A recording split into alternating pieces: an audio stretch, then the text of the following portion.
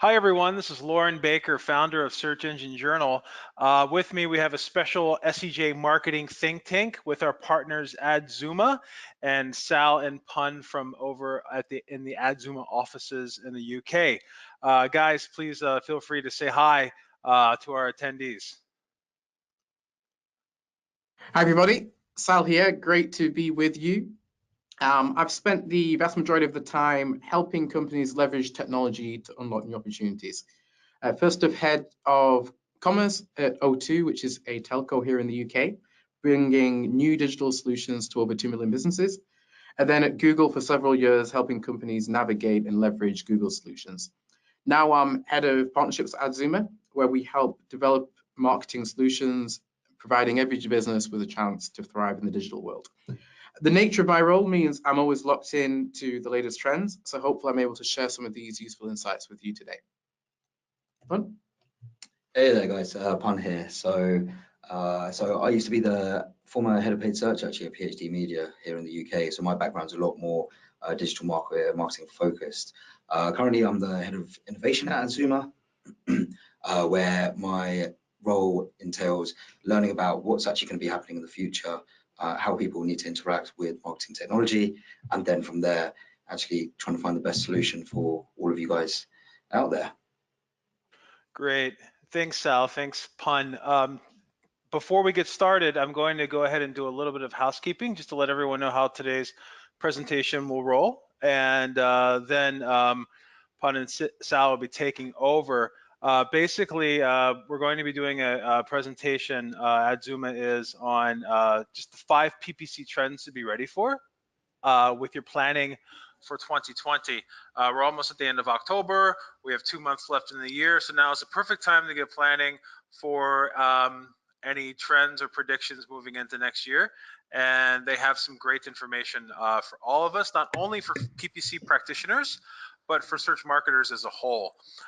Just to let everyone know, the presentation will take about maybe 40 minutes or so, 45 minutes, and then we're going to have 15 minutes of Q&A afterwards. Please, as you have questions, go ahead and ask them during the presentation. We'll then address the questions at the end. What I'll be doing is I'll be consolidating the questions that are similar and just asking Sal and Pun, and we'll be answering and having conversation around them accordingly. We'll also be launching a couple of polls during the presentation. These polls are super important because they really help the team get an idea of who the audience is and can craft delivery accordingly. And if you do have any other questions which come up over the course of the webinar, please go ahead and answer them into the question box as well. And that's pretty much everything from my side. Our official hashtag is hashtag SEJThinkTank. And please feel free to tag at Adzuma if you're updating anything on Twitter with sound bites, screen shares, etc., etc. Please feel free to tag us and let us know. Oh, one more thing. We get a lot of questions about whether or not the video will be made accessible and the slides will be made accessible after the webinar. We always send an update, a recap with video, slides, basically just an account of everything that goes on and some takeaways. So we're going to be sending you some great links from adzuma.com as well that the team will be referencing during this webinar, and then all of this will be made available afterwards. So that's everything from my side. I'll let you guys go ahead and take over. Fantastic. Thank you so much, Lauren. So I think the first way to start is actually talk about what's actually happened over the last 18 months in PPC. So over the last 18 months, there's been several changes and updates by both Google and Bing. Some of these including, I guess, firstly and probably most prominently is the changes to ad copy, especially on Google. So changes to the way we as paid search specialists construct ad copy, moving away from traditional manual ads to incorporating more use of automated feed info from feeds and websites. So thereby, this is now given us birth to DSAs or dynamic search ads, as well as responsive search ads or RSAs. As well as this, the number of characters and lines within ad copy have also been changed and tested, now settling at 3 headlines of 30 characters each, 2 description lines of 90 characters each, and a URL path. What this has meant is that the amount of space used on the search engine results page from an ad has increased, more so on mobile devices with smaller screens, and thereby making it imperative to be in the top positions on the SERP to have your ad seen and clicked on. We move along, smart bidding has been introduced to help advertisers get more performance from their PPC budgets with the help of the Google bidding algorithms within the Google Ads platform. This means that less time is required to analyze data yourself, and more trust is being put into machines to identify opportunities and execute strategies to drive greater performance, whether that be driving more traffic to websites, driving more sales, or bringing in more cost-efficient sales or leads. Now, you'll probably all be aware by now, but average position is no longer available. So advertisers are given a top-of-page metric to help them identify which keywords to optimize, which has come about as a result of the increased ad copy estate. Audiences continue to grow within all digital platforms, and being able to identify audience lists from your website, analytics, YouTube, and CRM lists, and bring them into Google Ads and Bing Ads to target people more granularly and with more bespoke and personalized messaging has enabled advertisers to utilize the rich data available to them to increase performance to their websites and businesses. We've all seen these changes happening over the past 18 months and have seen the effects they've had in the way we manage paid search accounts, as well as what effect they've had on our performance. But what should we be looking at in 2020 to not only stay ahead of the game, but more likely keep up with the market?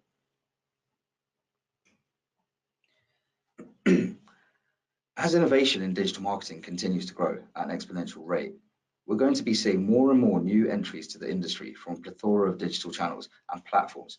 Social ads innovation with the use of images is going to change the way we think about PPC. Changes to algorithms and the way SEOs conduct audits and implement strategies will impact the SERPs and how we use PPC to advertise to our core audiences.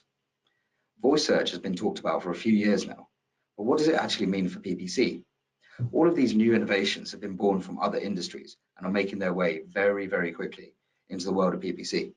And so it's important that we are all aware of them and have an idea of what we want to do with them. Therefore, we want to talk to you today about what we foresee as five of the main trends to watch out for in 2020 when planning your PPC activity. These are audience segmentation and remarketing, automation and account management, voice search, visual search, and then finally PPC and SEO integration.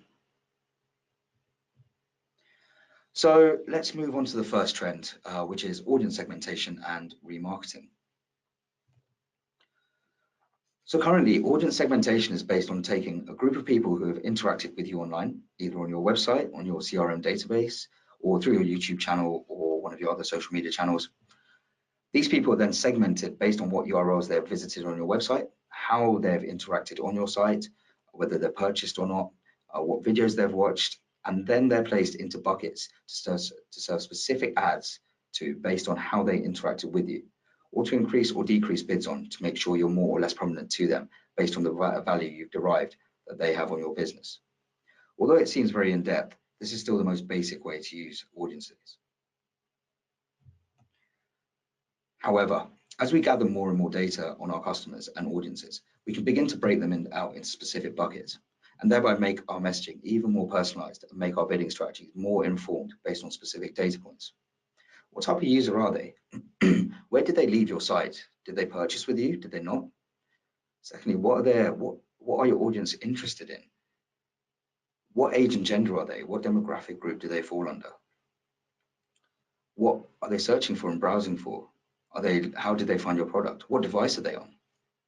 Are they coming from other websites? What keywords are they finding you through? And then finally, where are they in their life? Are they happy? Are they sad? Are they angry? The inclusion of specific data sets, as well as inferred emotional data, means that you can make your ads extremely bespoke to the people you want to target. And you can also identify exactly which type of person you should be spending your resource on to grow your business. Now, before we talk about how to use audiences moving forward, I just want to quickly do a quick 1-minute demonstration of how to actually create audience lists in Google Ads, just for those of you who've never done it before. So basically, this is a quick 5-step plan. First of all, the first thing you need to do is go in the top right-hand corner in your Google Ads account is to the tools and settings icon, so the little spanner on the top.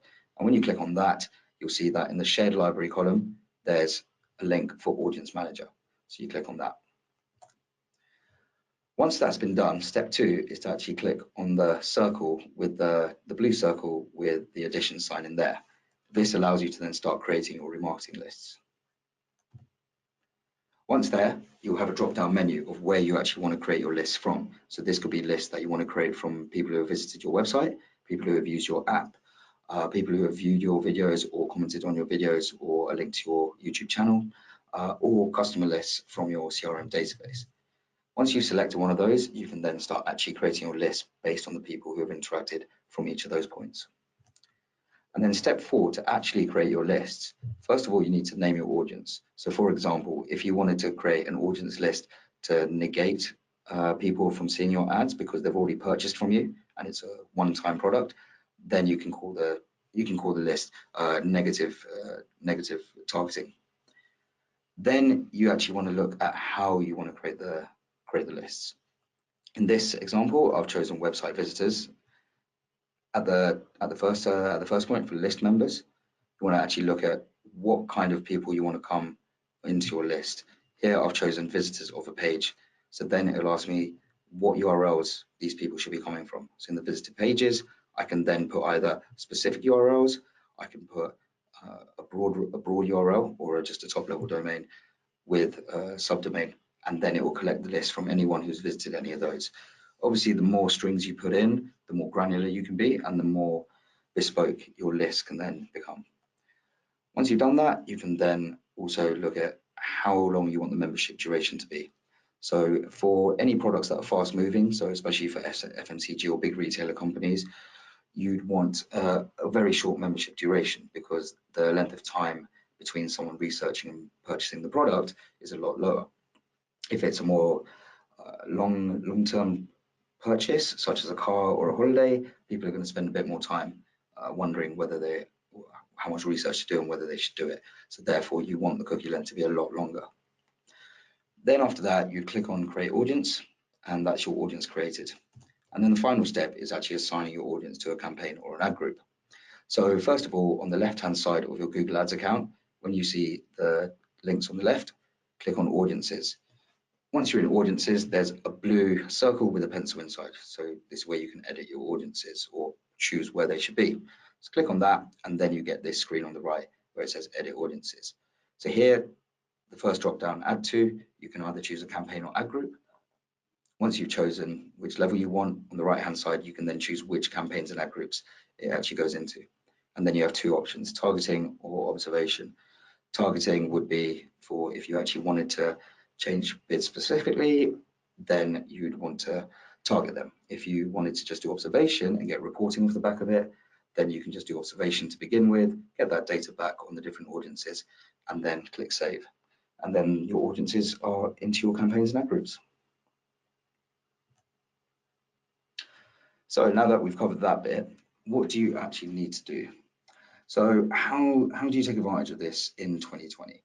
Well, you want to ensure that you've created audience lists in Google Ads, identify which audiences will be the most lucrative for your business.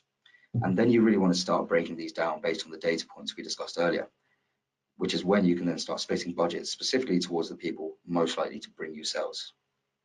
That's great, Pun. Give you a little bit of a rest there. Yeah. Thanks for the walkthrough. So I really like the way you group these 2 things together. Ultimately, better segmentation will be what drives increased success in your retargeting campaigns, allowing you to narrow your messaging and suggestions. Across the 5 shifts we'll touch on today, we'll continually focus on technology and AI and look at the roles they're playing as well in accelerating developments. However, I find it particularly strong here. Segmentation at its simplest is just a process of dividing and organizing the population into meaningful and manageable groups. Often we ask clients who their customer is, and they'll say everyone. Everyone is not your customer. Every group is not of equal value to you. And by segmenting your customers, you'll be able to make your ad dollars work harder for you by adjusting bids and messaging to different segments. This is something that people have done well now in email marketing, which is a much easier problem to solve, but not really in PPC.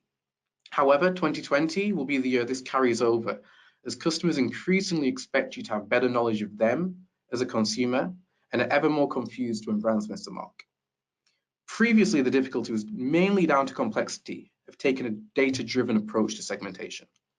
Most companies make wild guesses about who their customer base is and how they interact, often full of unconscious biases on who these groups are and what they need. However, with platforms applying this analysis for you now, companies of all sizes will be able to group their customers into far better suited segments and tailor their marketing messages accordingly. You just need to look at Netflix to see the power this technology can have. They're able to identify 76,000 different types of user tastes, a segmentation process that would have been nearly impossible if only completed by humans. With regards to retargeting, we've seen a strong year in 2019. We're likely to drop in at $60 billion in remarketing ads in 2019. Even as far back as 2015, we saw 80% of advertisers using remarketing ads. However, we believe in 2020 they'll receive a new level of accuracy that perhaps wasn't there before. We'd go as far to predict not only will spending increase in 2020, but the primary use case will also switch. Currently, 57% of marketers deploy remarketing ads for brand awareness versus 46% for lead generation. However, with the advances in AI and segmentation, don't be surprised if there's a changing of the guard here in 2020, as advertisers become to see the rewards of these trends being executed together. And with that, let's move straight into trend number 2, automation and account management. One which has probably been on your radar, but we're going to talk a little bit about why it will be so pertinent in 2020. So this will be used across both automation and account management in accelerating rates. So in terms of automation, this is great news and a shift we've seen already. Humans have 2 main flaws that make them particularly vulnerable when executing campaigns on their own: time and speed of calculation. What do I mean by time? Most of us work only 8 hours a day, yet our campaigns run 24/7. And speed of calculation? We're quick, but not nearly as quick as we think we often are. For instance, it would take a human 31 years to count to 1 billion. Automating processes such as bid management, error checking, ad copy can help marketers harness the power of automation. Target CPA and ROAS are great examples of how this has been permeated already in day-to-day account execution. And it really does let you move into thinking about more strategic things, such as what's the offer, what's the call to action, why should I buy from you, why should I buy now? And even if you're reluctant to let go of manually managing your bids, then there are other things which you can apply automation to. With the number of paid platforms available to marketers increasing, companies are emerging to knit together optimization across properties, such as Albert, an AI tool that takes data from across all of your marketing activity and decides where investment should be focused. Finally, moment marketing tools such as Emporium will allow marketers to automate changes to their campaigns based on triggers from third-party sources, from TV, social media content, weather, even stock market changes.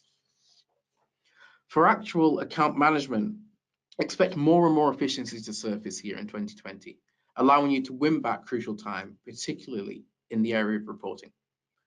I'm yet to see a marketer that revels in the field of reporting. Typically, when feeding back results, you're finding yourself compiling data month after month, which can be timely and provides very little value add compared to other tasks you could be working on. Often, these reports are more data dumps than actual insights. Leveraging technology here has a power to transform relationships with stakeholders, allowing you to apportion more of your time to interpreting and disseminating data rather than just delivering it. So with that brief intro, why don't we have a little delve deeper into what this will mean? Fantastic, thanks a lot, Sal. That was really good. So as Sal mentioned, automation has been going on for a while, and within PPC specifically, there's bidding rules, within bid management tools, automating the way that you bid on keywords without manually having to delve through the data. However, not many people are using automation to make their lives easier. with the more mundane and time-consuming tasks required to run a PPC account. We like to split these tasks into two categories. Firstly, there's optimization. So here what we mean is being able to automate the ability to identify opportunities within your PPC account to make changes and improve performance and account hygiene. So are you using technology to easily identify opportunities outside of Google or Bing ads? Are you doing this manually, or does it take too much time? How much time is it currently taking you? And then number two is account management. So here, what we mean is automating rules within your account to manage bidding and daily account management tasks. So are you using rules to govern your PPC accounts? Do you have alerts and rules set up to automate changes to your account in the instance of change? So there are plenty of tools available in the market. It just requires a Google or Bing search to find them. And whether you work at an agency where you manage clients, or you're a direct business owner with your own PPC accounts, there'll be more need for automation in 2020 as you require more time to analyze data, report on performance, plan your strategy with the uncertain climate we're in, especially with Brexit, or have to increase service levels to make yourself stand out. Therefore, what do you need to do to ensure you're at the forefront of this drive and using your time as efficiently as possible to maximize your goals? Well, firstly, using scripts in Google is a great way to automate a lot of your daily management tasks, from budget control to alerts when something goes wrong, such as an incorrect or dead URL, and even alerts when performance sways from the norm. You can also run scripts to integrate your first-party data with your PPC accounts to ensure it's refreshed when being used, or to even integrate your ads accounts with third-party data suppliers to run more advanced strategies, such as bid by trigger, if you want to change your ads based on the weather or changes in the stock market or results in a sports game. Now you'll see on the screen here that there's a link to a blog post that we've done at Zuma. These links will also be available after the webinar. Above this, ensure you're using an OST, so an optimization servicing tool, to identify where in your account you need to optimize and automate rules to make changes for you if performance wavers. Within Google and Microsoft Ads, ensure you set up bidding rules to automate the management of the keyword bids, allowing the platform's AI machine learning to drive the most optimal performance for you. You will also need to set up alerts across your accounts to ensure you're kept up to date on any major changes to your account performance or management that could have a big impact on your marketing spend. Automate your reporting so that you receive a fully completed report into your inbox on a regular basis when you need it, rather than spending time pulling it from the platforms.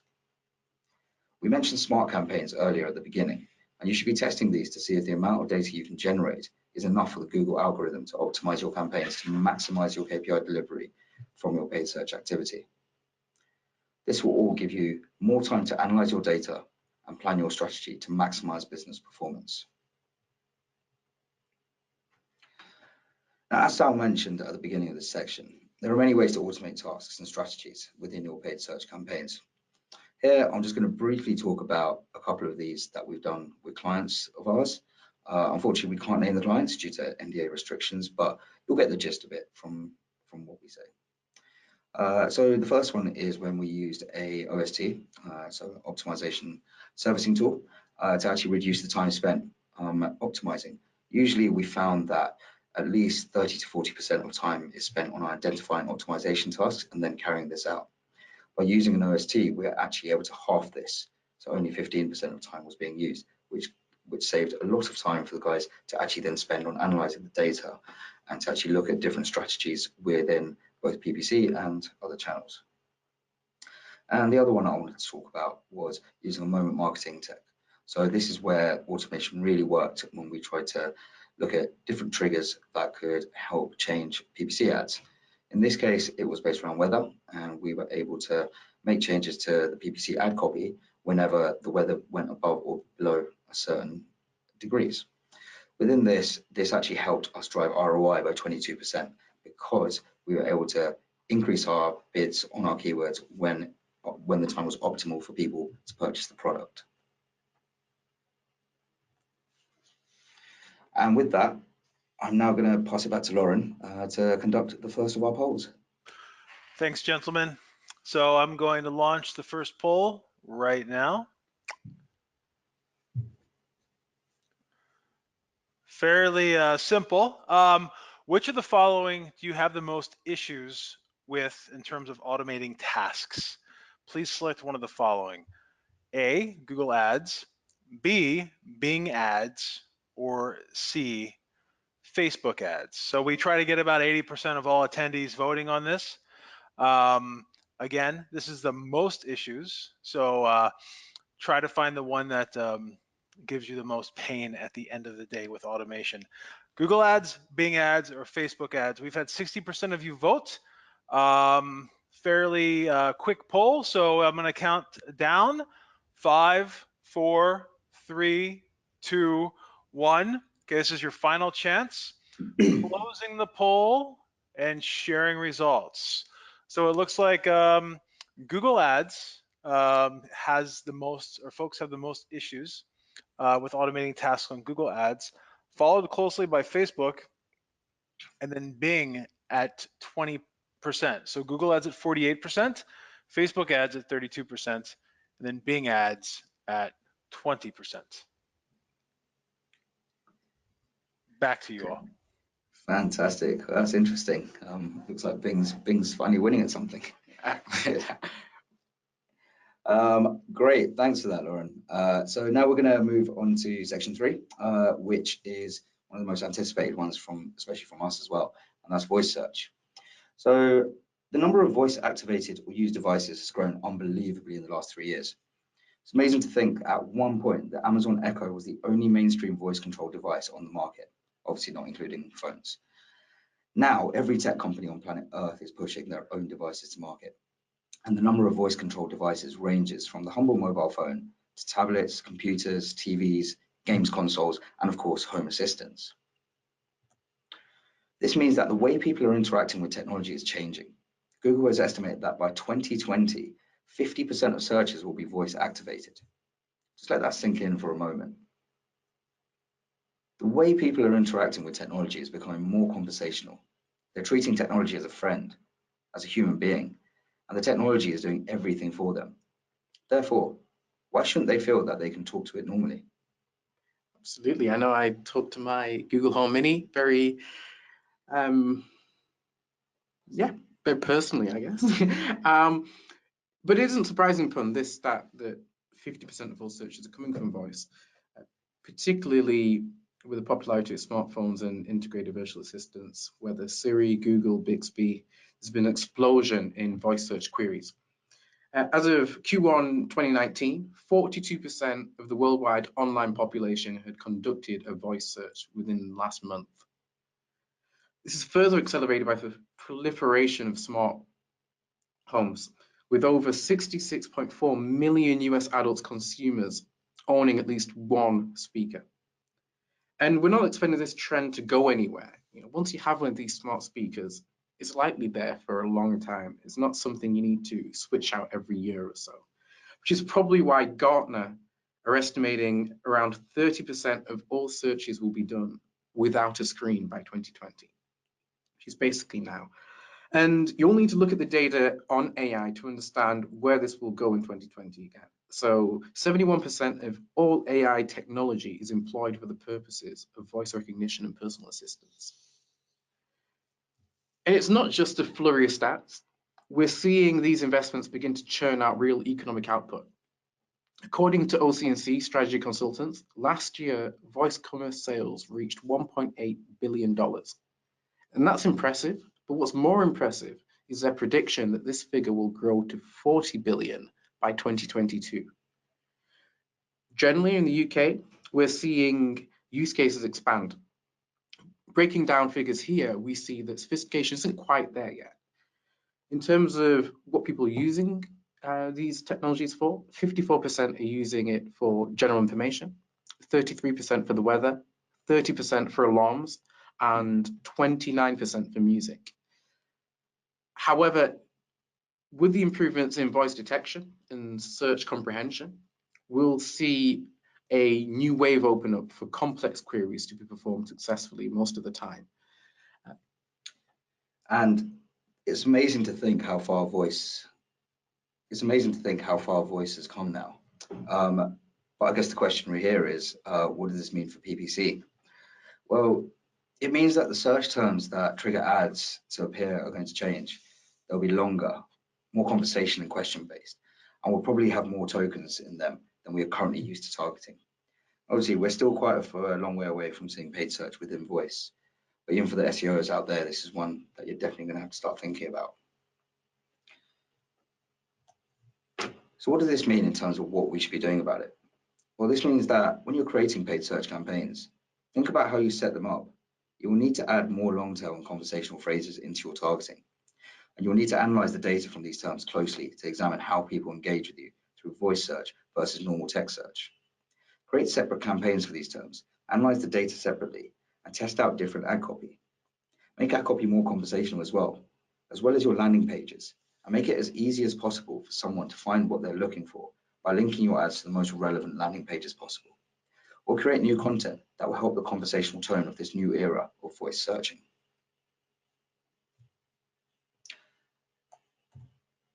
And now moving on to number 4, we're going to be touching on a bit of visual search. So what is visual search? Well, it's basically the ability to upload an image to a search engine and use the engine to find you relevant results based on other images similar to the one you uploaded. For example, you can take a picture of your favorite pair of trainers and upload it to Bing, and the search engine will supply you with the results of trainers same as yours, as well as similar to yours. So you can see the new models available, similar models from other brands, and then you'll be able to compare them. Now, this is not something that is being pushed currently from the big search engines. This was something born from the social world, really, with Pinterest releasing their first visual search tool in 2015, which was kind of a jokey, fun experiment that they did. But then they ended up adapting it in 2017, so you can actually use images you find online to find similar products on the Pinterest. Other social channels such as Instagram and Snapchat have followed suit, allowing users to search with images, with Snapchat allowing consumers to search for products on Amazon straight from the Snapchat camera. This partnership will give Amazon users an even more immersive and unique way to find what they're looking for, and will lead to a new generation of digital users, what we like to call the snapping searchers. So, why have we included this in a PPC Trends webinar? Well, Bing has also released their own visual search engine, which is bing.com/visual search, which allows people to do the same thing, but use the entire indexed World Wide Web as their source of information, not just the info that is on a retail site or social network platform. That's a good point, Pun, and you're absolutely right. This is perhaps one of the most nascent trends we're going to be talking about as part of the 5. However, I actually think it's the one that will explode the fastest. Worldwide visual search revenue sits at just $60 million. Compare that to the 60 billion of ad dollars I mentioned being placed into retargeting, and you can begin to see just how new this technology is to most marketers. However, you can see the growth potential when zeroing in on the development of Pinterest Lens product that you mentioned earlier.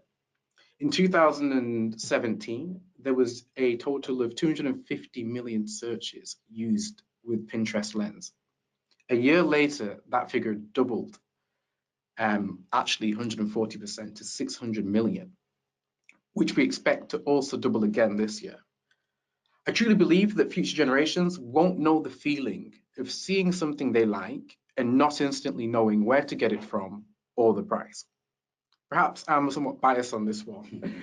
Around 8 years ago, I had a business idea where we would let people know what clothing their favorite artists were wearing on their YouTube videos.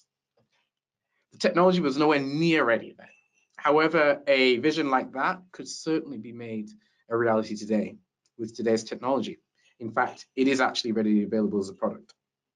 Visual search as a technology will also naturally carry, because images basically equal speed. For example, you could explain the Eiffel Tower in 1,000 words, or you could just show somebody a picture with it. And I think that's the power when you really think about that. And it's perhaps why Google, in their next 20 years of search post, predict a switch from text to a more visual way of search. And if anyone knows the power of technology, it's perhaps them. Visual search allows them to manage over 500 hours of content uploaded to YouTube every minute, acting as the first level of filtration in sniffing out copyright infringement and explicit content. It's also a technology that people are more than willing to give a try. particularly younger generations. 29% of Americans aged 18 to 34 have not used the technology, but are very interested in doing so. So you can just see how much it's growing already, the interest that it's taking up and how big it is going to be. And therefore, people are going to be searching with images more and more. So what do you need to do to get ready for this? Well, number one is start thinking about the images that showcase your offering on your website. You want to make sure that you're using really good quality images on your site so people can actually see your product properly. Number two, ensure that they have this, the correct alt text on them so that the actual search engines can pick them up. Number three, ensure you're using the best images to showcase your products or services. You don't want people to not be able to relate what they're looking for because one of your images is too dark or is in the wrong light or does not match the color reference that they're after. And number four, make sure that you have multiple images going on where possible. Give the search engines a choice of what needs to be indexed and give the user as much relevant content as possible. And so image search will be growing, and by preparing for it in 2020, you'll be a step ahead of the game. And now moving on to the second poll of the day, so I'll pass it back to Lauren. Take it away. Excellent. Thank you so much. And just to help prep the two of you for our Q&A session later, we're getting a lot of questions coming in on how all of this applies to B2B and the SaaS market. So we'll be going over a lot of that in Q&A for those of you that have asked those questions or on the B2B side. So I'm going to go ahead and launch the poll right now. Which of the following account management tasks do you dislike setting up and maintaining the most? So which of the following account management tasks do you dislike setting up and maintaining the most? Would it be A, search term reports to identify new and negative keywords? B, ad copy testing and analysis? C, keyword bid management? D, audience, device, location bid modifiers? Or E, broken URL and account structure checks? We've had a lot of you vote, so we're at 50% thus far. You chimed in before I was even done reading all of that. So I'll give a couple more seconds left. We're at 60% right now. Let's shoot for 70, 75. So if you haven't voted yet, go ahead and do now. 5, 4, 3, 2, 1. All right, final chance. I'm closing the poll and sharing the results. It looks like the most disliked component of account management tasks would be ad copy testing and analysis, followed closely at 30%, followed closely by keyword bid management at 27%, and then closely again, probably the difference of 1 or 2 votes, at 25%, broken URL and account structure checks. Then at 14%, search term reports to identify new and negative keywords. And then last but not least, coming in at 5%, probably the most liked task of all, audience, device, and location bid modifiers. Anything you'd like to speak to those results, gentlemen? It's interesting. I mean, ad copy being top doesn't really surprise me that much. But hopefully people have seen that, you know, with bid management, especially being the second highest, that these tips that they can get through automating as much as you can will really help bring down the boredom that comes from having to do bid management. Brilliant. All right, great. All right, well, excellent. Fantastic, cool. Thanks, Lauren. And now finally, we're going to talk about what I think is one of the most important topics in all of digital marketing, which is the relationship between PPC and SEO.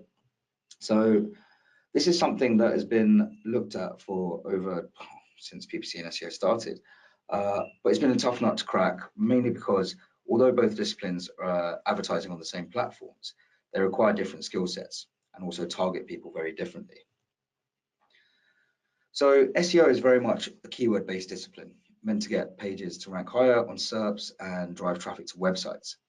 Changes in SEO can take days, weeks to take effect, and so getting real-time data to make instant changes is difficult. PPC, on the other hand, is not as technical, but offers advertisers real-time data that they can use to change their strategy instantly. So both have their advantages. But if they're both targeting the same piece of real estate, i.e. Google or Bing or other search engines, why would you not use them together to maximize your return on investment? So there are a number of ways in which PPC and SEO can work together. Unfortunately, we only have a few minutes left. Otherwise, I could talk about this just all day or do a whole separate webinar on it. Believe me, he can. And does. Yeah. But the four main areas we see as where PPC and SEO really do work together are: number one, keyword unearthing; number two, finding the most efficient strategy for position-based targeting; number three, sharing data from PPC and SEO to work together; and then number four is actually increasing your coverage on the search engine results page. So SEO is so number one, keyword unearthing. So this is where you're using PPC conversion and click-through rate data to identify which keywords are performing best for a business, and then using SEO to get rankings on these keywords higher so that you can reduce your PPC spend and reinvest it into other areas. Efficient position strategy is you're using bidding technology or data analysis to identify where you are strong on SEO and where you don't rank highly enough, and then spread your PPC budgets accordingly to pick up traffic where your SEO activity is not so great, rather than wasting budget on generating traffic through PPC where SEO could have picked it up. This is very important for people when they don't have infinite budgets, which is most businesses. You have to be very smart about the way where you invest your budget, and this is one of the smartest ways. Data and information sharing, using PPC real-time data to help mold your SEO strategy by testing any metadata you think you're putting in the back end of your website through ad copy and PPC, and then analyzing the data to identify the best performing one, which can then be used in your SEO strategy. And this is even better now with Google making the changes to ad copy character lengths and allowing you to have as many words and as many tokens as possible to actually test out. And then increase SERP coverage. So on mobile devices, it's important to be at the top of the page. So you need to be running PPC with SEO. It's also been shown that having both a PPC ad alongside an SEO result increases the likelihood of someone clicking on your link as you cover more real estate on the search engine's results page.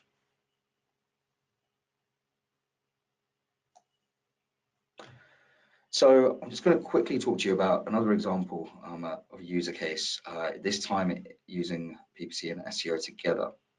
Again, we can't disclose the client due to an NDA. But here we use PPC bidding algorithms with SEO ranking data to ensure both disciplines are working in unity towards a single goal. In this case, it was improving ROI from paid search. So firstly, we integrated an SEO ranking tool, which basically showed your rankings by hour in SEO with a PPC bid management tool. So in this case, it was SA360. We were able to bring in the SEO rankings as a metric within the bid management platform.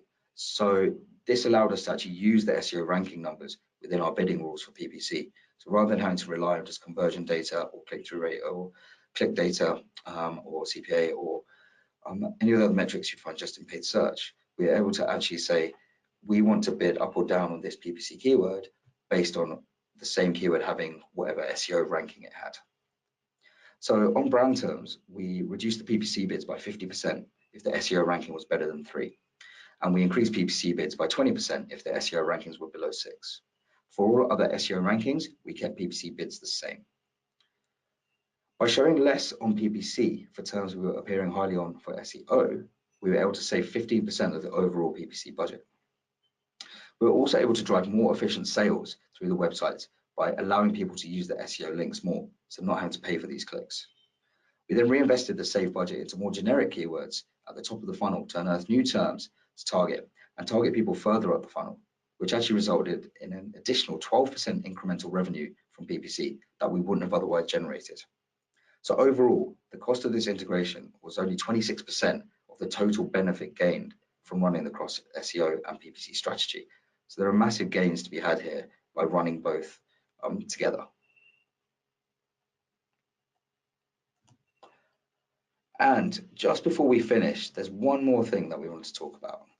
It's something we spoke about in a bit more detail in our last webinar, but we felt it was very important to touch on it this time as well, because it is the glue that holds everything together, and that is attribution. So attribution should be your most important measurement tool in your toolbox. With people interacting with you and your business in more ways than ever, it's imperative to measure where they're coming from, where they're going to, and identifying which steps are most important to your user journey to maximize your ROI and brand awareness. You need to understand the true value of your PPC and digital marketing spend. Only then can you invest it properly and drive the incremental gains you're looking for from your paid search activity. Use tools like Google Analytics or other analytics platforms to discover how important generic keywords are to your final sales, how upper funnel keywords drive people to your end goal, and what other activities are actually affecting your PPC activity. Once you can answer all these questions, you'll be primed to use digital marketing, especially paid search, to help your business grow and thrive in 2020. Fantastic. Well, thank you for listening to us. We've been Pun and Sal from Adzuma, and those were our 5 important trends to look out for in 2020. Hopefully this has proven useful, and we'll now be giving the floor back to Lauren, who will be moderating a Q&A session. Excellent. Fantastic, Pun and Sal.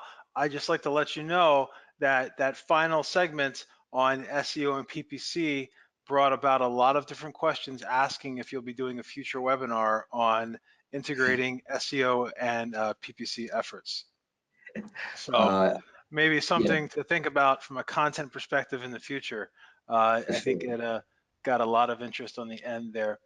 Okay, like I said before, there's a lot of questions that came in about B2B, SaaS markets, et cetera, et cetera. But first, I'm going to backtrack and get a little bit into the automation component, which we had a lot of questions about as well. First question is, are there any critical elements to consider before automatic bidding or automated bidding?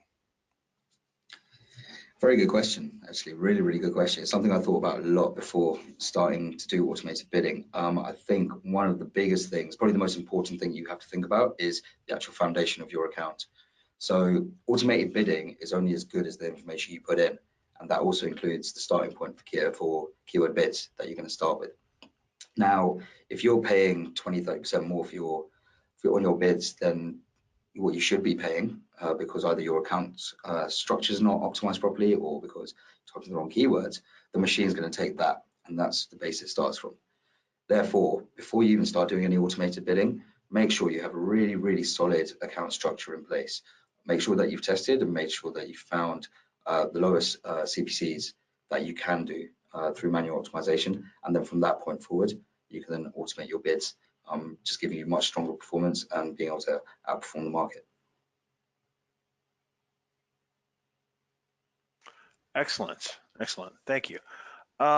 Next question that came in that we saw a lot of was about, I have a couple about custom audiences. How much traffic do you need on your website to take advantage of custom audiences? And are these applicable to smaller businesses, which may be seeing, I'm not sure, 50, 100 users per day or something like that? So custom audience, I can't remember the exact figure, but I know to create audience lists, you need a minimum of 1,000 people to create an audience list. So therefore, I mean, it's the same as any other data input. The more audiences and the more data you have, the better it's going to perform. What it means for small businesses is that it might take a bit longer to build up those lists, but you should still be looking at it. Even if the lists are small and your hit rate is never going to be as high, you can then still use things like similar audiences off the back of your CRM list, or off the back of your the people who visit your website, to actually then look for people on the internet who are similar to the customers who have already purchased from you. So any data you input, even no matter how small or large, is always going to help. It's always going to be better than putting no data in it at all. Yeah, I've seen that done quite a bit. So, you know, most small businesses, when they get started with overall digital marketing, they will start some sort of an email list or something like that. And I have seen where businesses will take their email list, they'll create a lookalike audience within Facebook, for example, target an ad campaign to that lookalike audience that has some kind of lead generation, lead gate, call to action, right? To be able to build your own, whether it's build your own newsletter list or get those leads coming in or whatever. So essentially, you know, Facebook's not going to share a lookalike audience data with you, right, on exactly who those individuals are, what their emails are, et cetera, et cetera. But if you're driving them to a page where you can acquire that information through an offer or call to action, then essentially you're just you're paying an advertising fee to scale your list, and then that list itself continues to grow and becomes more exact, and then can be pinpointed and things like that as well. So that's always a good way to do so. Another question on custom audiences is, do you recommend to combine in-market keywords and competitor URLs with one audience, or would you recommend to create separate custom audiences from specific URLs and keywords? Good question, very good question. So it really depends on how big your lists, how big the size of your lists are. If you have, sorry, my laptop's just on. If you have a relatively large audience list already from your first party data, then you're better off keeping that separate. The only time you then want to put it in within market audiences is either if the list isn't that big, to basically muscle it out a bit more, or number two, if your targeting is very, very specific. So not only did you want to find people who are already within your first party data list, but then also only the people who were interested in sports or cars or whatever it may be. You know, if it's coming up to Halloween, or it might be, you know, people with kids. That's when you'd want to integrate your in-market audience with your first party audience, which is something you see a lot more of people who advertise on YouTube. But now that you can actually do it through Google search as well, it does allow you that granularity to what you're targeting. My one tip would be, don't put too much in, because then you're going to shrink your audience size too much, and then probably won't see any results or enough data coming through to actually make a solid assessment of it, if it's worked or not. Excellent. So next I'll get into the most popular question that came in. Voice search might be very normal for someone going to, say, order a new pair of pants or something like that from Alexa, or possibly even Siri or Google. But what about for B2B queries and SaaS queries? First of all, are you sitting on any data right now that shows a different, like that 50%, to expect 50% of all searches to come via voice in 2020? What percent, or what percentage of that voice search would you say would be B2B versus B2C? Do you have any of that data? And secondly, in the case of a B2B business or a SaaS related company, how can they prepare? Is voice search relevant? And how can they prepare for voice search as it grows? Yeah, great question. I think, you know, it is at this point largely for B2C queries, but I think that's, again, due to the restrictions of some of the answers which you can pull out, right? So it's, you know, tell me my nearest hairdresser, or, you know, is a doctor open at X amount of time? But in terms of search queries in the US, so data from last year, we've seen actually 51% being used for, 51% of people have used it for restaurants and cafes. So that seems to be the largest driver. Grocery stores, also quite high. Clothing as well. Doctors at 28%. Pubs, bars at 27%. So you can start to see sort of some of the initial use cases. I think if you really want to see large scale adoption and application in the B2B world, I think the information that B2B companies give needs to be much more legible for a search engine to dig in and surface that in a meaningful way. Yeah, I agree. First of all, I'd like to address doctors being at 28% and pubs and bars being at 27% of usage. They may be the same users I think IDs. it's hand in hand. Yeah, yeah. So very interesting there. I think you really hit it the nail on the head. Are B2B and SaaS sites ready to be able to present the purchase and decision-making variables that someone may be utilizing voice search for? I also think it begins with the device, right?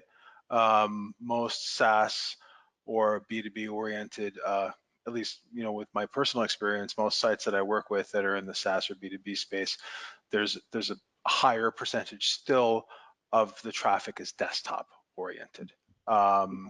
Via mobile. I'm not sure if that's the case across the board. That's just personal, just personal observations. Secondly, I do believe that there's a dependence upon third-party conduits in the B2B and SaaS space right now, right? So most SaaS-oriented queries or B2B-oriented queries in Google are going to result in Capterra and G2 Crowd and Get App and other sites that are essentially taking that very basic information that a lot of B2B and SaaS websites tend to overlook in terms of very easy to understand, small, digestible nuggets of info that can be easily communicated to Google via schema, via markup, et cetera, where sometimes, in the same way I'm being long-winded right now, sometimes a lot of SaaS sites can depend upon long-winded PDF oriented style content and then have lead gen landing pages as well. Whereas you look into G2 and Capterra, a lot of that information is there for you from a peer review perspective or business review perspective to easily compare and contrast, right? This company versus that company, alternatives to this software. What's the best identity as a service solution on the market? That's the kind of questions that comparison sites and peer review sites are answering right now. And I believe what's going to probably happen is that in any kind of voice search scenario, Google will be responding with information from those sites, right? Which at the end of the day, the user can go on and make their decision accordingly. Yeah, I think, Lauren, absolutely, you're right there. So we've seen the adoption in consumers because a lot of these services are interchangeable. The pub on the corner isn't too much different from the pub 500 meters down the road. You're going to get similar alcohol there, maybe a different ambiance. Where I think this will really kick off in B2B is when the assistant can be actually like an assistant. So you could say, okay, Google, set me up demos of the top 5 email marketing tools, for the English language. And it can actually go out and either read reviews on its own, pull in information from Capterra or other places, read reviews, and then navigate almost their booking to see, okay, well, you've got, judging on your calendar, you have this and that booked, linking into their sort of calendar systems as well. So I actually don't think that's too far away. And I think probably one company will emerge to try and piece some of the common questions together. But I think that's really where it will kick off in B2B. So getting your information bulked up and ready to be part of that conversation will be really important as well in the future. Yeah, and if you're an in-house SEO at a B2B or SaaS oriented company, the one piece of information I can give you is to treat certain parts of your site like you would treat a G2 or a Capterra. Similar content, similar data, similar decision-making process in order to compete with them in the future. And I'm not that familiar personally with the different knowledges and things that you can implement on Amazon or whatnot, but I could definitely see someone at the end of the day saying, hey, like you said, hey G2 or hey Capterra, set me up with demos for these X companies over the next 3 days while I make this decision-making process. And not even thinking of it as voice only, but just the fact that you have a virtual assistant doing that for you, is that next bridge into the future. So on that note, we are out of time. For those of you that asked questions that we did not get to, we'll be sending those questions over to the AdZuma team to be able to answer back to you. We had a lot of questions later in the presentation about whether or not the presentation, the video, these slides will be made available. Yes, they will. We'll be sending all attendees and registrants a wrap-up email with a link to the summary of today's excellent webinar, by the way, and also with downloadable slides via SlideShare and a video of the webinar on the SEJ YouTube channel. So very good time today. Appreciate the both of you, Pun and Sal, for taking the time to share this wealth of knowledge with the SEJ community as we prepare for 2020. Is there anything that you'd like to say before we sign off? No, just thanks for having us, and we look forward to answering your questions, and we'll see you soon, and we'll definitely think about the PPC and SEO content as well. Yeah. If anyone, we'll see how many votes we get for that one, and then maybe next time we'll be doing a bit more in-depth version of that. Yeah, that lit up once we started talking about that. So amazing. Just let everyone know on Wednesday, November 6th at the same time, 2 p.m. Eastern Standard, 11 a.m. Pacific in the US. We'll be hosting our next webinar with how to repurpose your content and maximize demand gen results with the team from Scribble Live. So if you have a chance, please go ahead to the SEJ site, sign up for that webinar. After we're finished today, we're going to give you a short little survey. If you could take 30 seconds to a minute, fill it out, helps us do a better job and gets us feedback on today's webinar as well. Again, Sal and Pun, thank you very much. I assume you're probably going to be one of the 27% looking for the pub right now using voice search. It's 8 p.m. in London. So look forward to talking to both of you in the future. And thanks again, everyone, for attending today's SEJ Marketing Think Tank with the team at AdZuma. Thank you very much. And we'll be following up with a wrap up for everyone that was here today. Fantastic. Thank you very much, everyone. Good evening. Okay, cheers. Bye-bye. Thank you. Bye.